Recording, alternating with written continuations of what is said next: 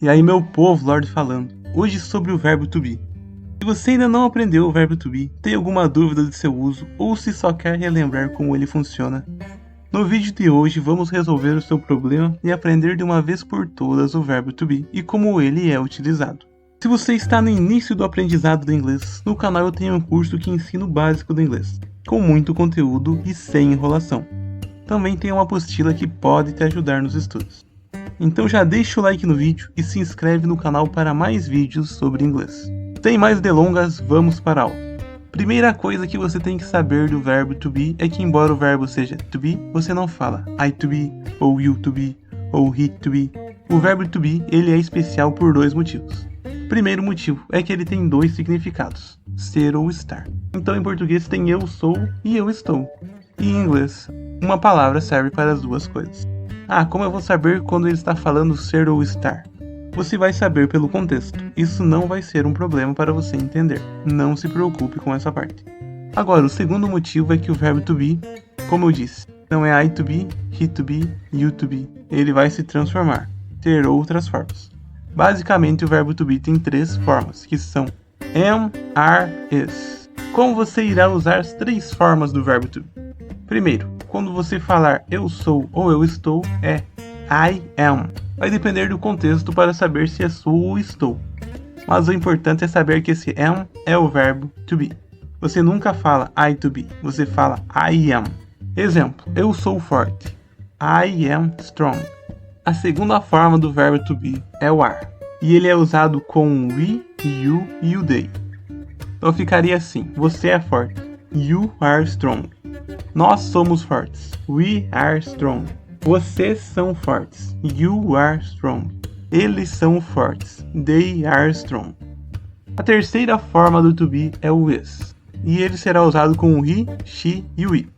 Exemplo, ele é forte. He is strong. Ela é forte. She is strong. É forte. It is strong. Agora a lista do verbo to be com todos os sujeitos.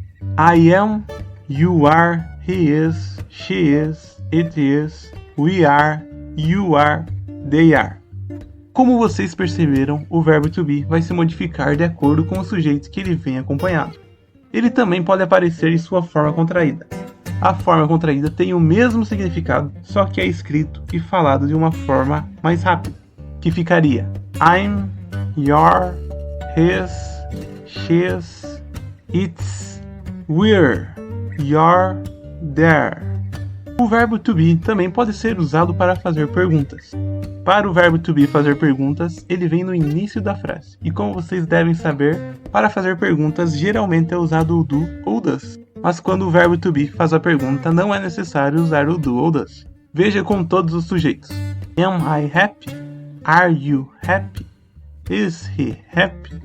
Is she happy? Is it happy? Are you happy? Are we happy? Are they happy? Ele também pode aparecer negando a frase. Após o verbo to be, aparece o not, que é a negação. Veja um exemplo com todos os sujeitos. I am not happy. You are not happy.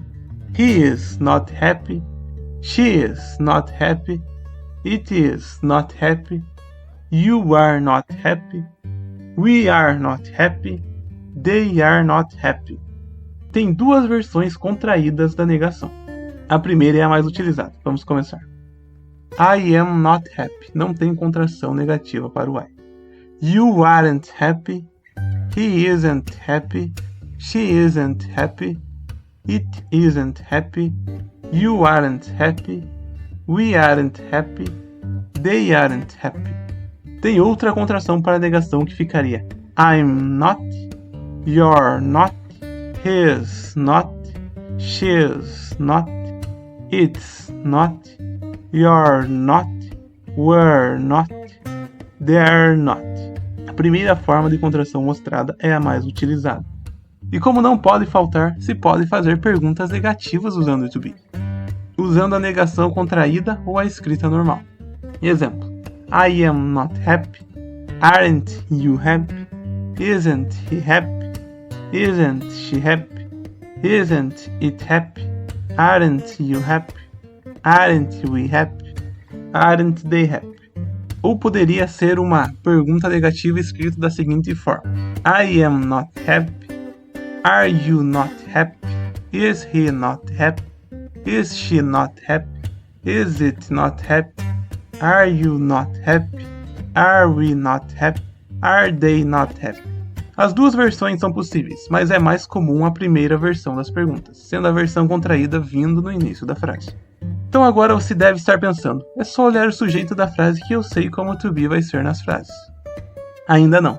Tem uma exceção que ele não irá mudar, ele realmente irá aparecer escrito to be na frase, que é quando vem o sujeito mais algum verbo qualquer mais o to be.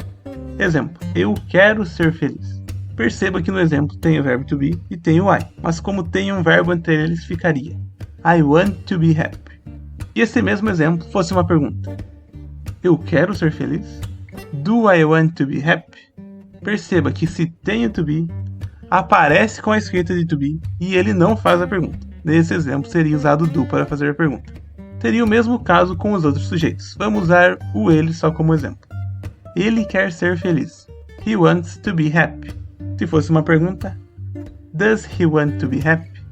Nesse exemplo usei a terceira pessoa, pois ela sempre muda o verbo que vem em seguida dela, mas mesmo assim o to be permaneceria igual. E se fosse pergunta nesse caso também se usaria o does e o to be não precisaria mudar. Caso fosse uma negação, como ficaria? Eu não quero ser feliz. Mesma coisa, se usaria o do not ou don't. E o to be ficaria igual. Eu não quero ser feliz. I don't want to be happy. Ou, ele não quer ser feliz. He doesn't want to be happy. Como vocês podem ver, o to be não muda, mesmo que fosse uma pergunta negativa. Eu não quero ser feliz. Don't I want to be happy? Ou ele não quer ser feliz. Doesn't he want to be happy? Vamos resumir o que foi visto aqui. O verbo to be, quando vem logo após o sujeito, ele irá mudar, se transformar, de acordo com o sujeito na frase. Mas se tiver algum outro verbo entre ele e o sujeito, ele continua igual, não muda.